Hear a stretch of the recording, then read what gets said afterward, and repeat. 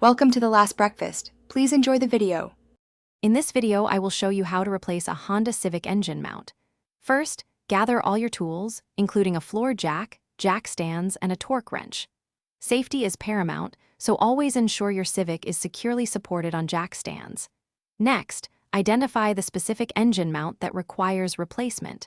There are typically several mounts, so knowing which one is faulty saves time and effort.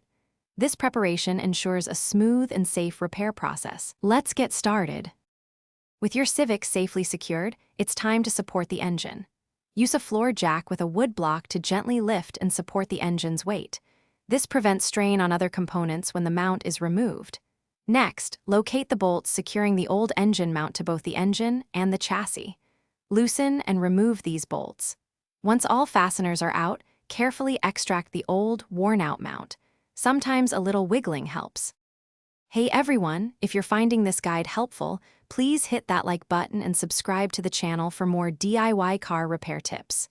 Quick recommendation: when you're not under the hood, you can read all your repair manuals and more anywhere with the new Kindle Paperwhite. It's perfect for looking up those torque specs on the go. Check the description for a link to the Kindle and other great deals. Now, let's get back to the video. Now, take your new engine mount and carefully position it into place. Ensure it aligns perfectly with the bolt holes on both the engine and the chassis. Start by hand tightening all the bolts. This ensures proper alignment and prevents cross-threading. Once all bolts are snug, consult your service manual for the exact torque specifications. Using a torque wrench, tighten each bolt to the recommended setting. This critical step ensures the mount is secure and safe.